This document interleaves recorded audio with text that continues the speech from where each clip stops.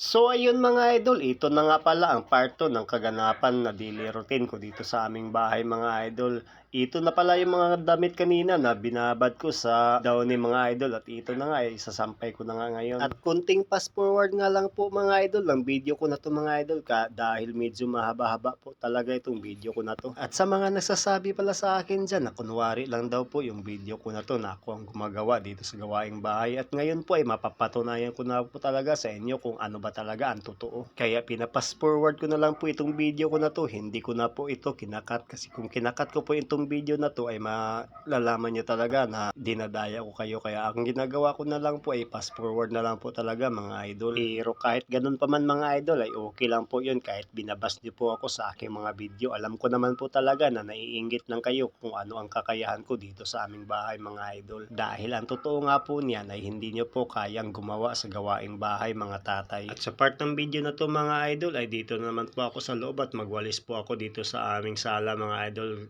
Hindi naman po kahirapan magwalis dito sa aming sala gawa ng may kaliitan nga po dito sa aming bahay. Kaya mabilis at madali lang po ako pag nagwawalis ako dito sa loob ng aming bahay mga idol. At hindi nga lang po ito lang ang ginagawa ko dito sa bahay mga idol. Hindi ko na nga lang po nabidyohan lahat gawa ng sobrang dami po talaga at may mga bata din akong inalagaan. Katulad nito mga idol ay nagpapakain ako sa anak ko dito mga idol. At hindi pa nga dito nagtatapos yung ginagawa ko dito sa bahay mga idol dahil pagkatapos kong pakainin itong mga anak ko mga idol ay liliguan ko pa ito, bibihisan, tapos patuyuin ang buhok. Pagkatapos naman mga idol, pagkatuyo ng buhok ng anak ko mga idol ay papatulugin ko na naman ito. Ang hirap naman talaga magpatulog ng bata mga idol, lalong lalo na kapag hindi pa gusto matulog. Kaya ang ginagawa ko nga po talaga dito mga idol ay pinipilit ko po makatulog at ano ko po ng gatas para naman makatulog ka agad mga idol. Gawa nga po ay sobrang dami pa nga po akong gagawin ay paano ko naman po talaga matapos ka agad yung ginagawa ko dito sa bahay kung gising pa yung bata mga idol, di ba?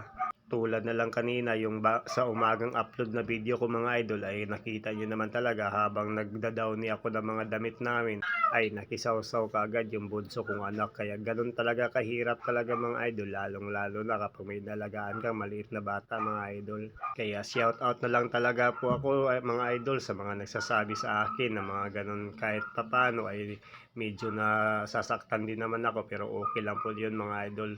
Kasi napakaswerte nyo po talaga kasi hindi nyo naranasan ang ganitong buhay. At kayo na siguro yung pinakaswerteng lalaki sa mundo kapag hindi kayo marunong gumawa ng gawaing bahay mga idol. So balik tayo dito sa video ko na to mga idol. Sa tingin nyo mga idol, sino namang hindi talaga matutuwa dito sa batang ito kapag sinusubuan ay sobrang ang saya naman talaga pag pinakain mo siya ay walang-wala lang, parang walang problema, di ba? Kaya oo, aaminin ko sa inyo mga idol ay naasar nga po talaga ako, madalas po talaga ako naasar dito sa bahay gawa ng mga bata nga po talaga mga idol kasi hindi pa ako tapos sa mga ginagawa ko ay ando na naman ay nagsigkalatan na naman yung mga laruan nila at itong mga teddy bear. Kaya madalas talaga nainit ang ulo ko dito pero wala po talaga ako magagawa mga idol kundi habain ang pasensya ko at unawain sila kasi wala naman tayong magagawa kasi mga bata yan ay kulang pa yan sa pag-iisip, diba? Kaya tayo ang matanda, kaya tayo na lang ang magpasensya sa kanila mga idol. At sa totoo nga lang po mga idol, pag sobrang init na po talaga ng ulo ko mga idol ay nakukurot ko po talaga yung panganay kong anak mga idol. Pero sa kabandang huli mga idol ay sobrang naawa naman ako mga idol sa anak kong panganay at naiyak na lang din ako dahil nasaktan ko nga siya mga idol.